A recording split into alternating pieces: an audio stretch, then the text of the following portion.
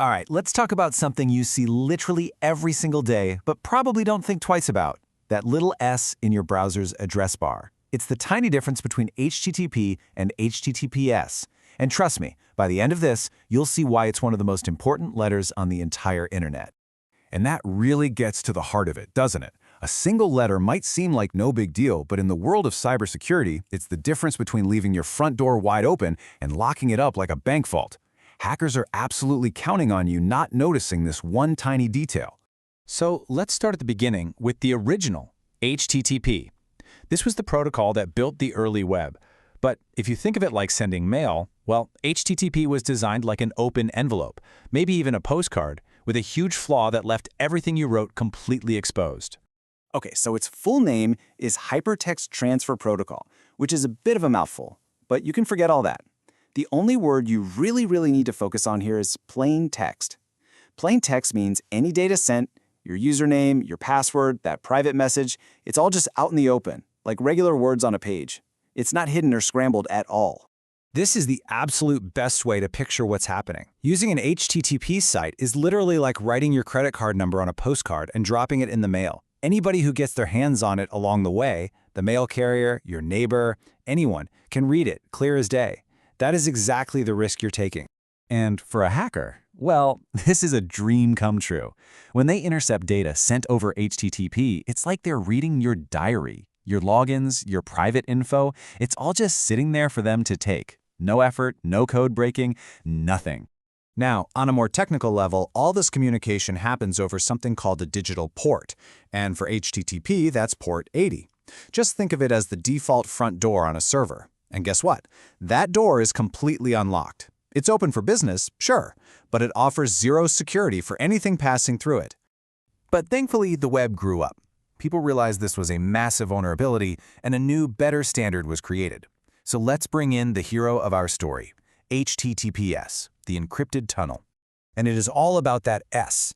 The S stands for secure, and it's your signal that a powerful layer of protection has been wrapped around your connection. This security comes from a technology called TLS/SSL, and it is a total game changer. So instead of that open postcard we talked about, HTTPS creates a private, secure, almost armored tunnel. When your data goes into this tunnel, it gets instantly scrambled into unreadable nonsense. The only ones who have the special keys to unscramble it are your browser on one end and the website server on the other. Now let's go back to our hacker. What do they see now? Well, they might still be able to intercept the package, but what's inside is completely useless to them. It just looks like a jumbled mess of random characters. Total gibberish. Their easy access is gone. That's the power of encryption. And just like HTTP had its default unlocked door on port 80, secure traffic uses a totally different door, port 443. This is the standard port for secure encrypted connections. Think of this one as the guarded entrance with an access code and a bouncer. Okay, so now that we've met the two main players, let's put them right next to each other, head to head, just to make everything crystal clear. Looking at this, the difference is just undeniable, right? On every single important feature, security, data, the port it uses, HTTPS provides the critical protection that HTTP just doesn't have. It's not even a fair fight. And that brings us right back to where we started. It might only be a single letter, but that S in HTTPS represents the lock, the tunnel, the security blanket that keeps your digital life safe. It really truly makes all the difference in the world. So this is all really good to know, but what does it actually mean for you when you're just browsing the web day to day? How can you use this to protect yourself? Well, let's turn this knowledge into a quick, practical safety check. The good news is, your browser is already trying to help you. You've probably seen those not secure warnings pop up, right? That's your browser screaming at you that a site is using old, unsafe HTTP. So, make these things a habit.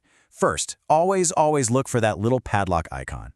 Second, before you type in any password or credit card info, just glance up at the URL. Does it start with HTTPS? If not, just stop. And finally, be super skeptical of any site that wants personal info but isn't using that secure S. So, I'll leave you with this one question to think about. Now that you know the difference between a locked digital door and one that's wide open, how many unlocked doors did you walk through online today without even realizing it? Just being aware is the first and most important step to staying safe. Thanks for tuning in.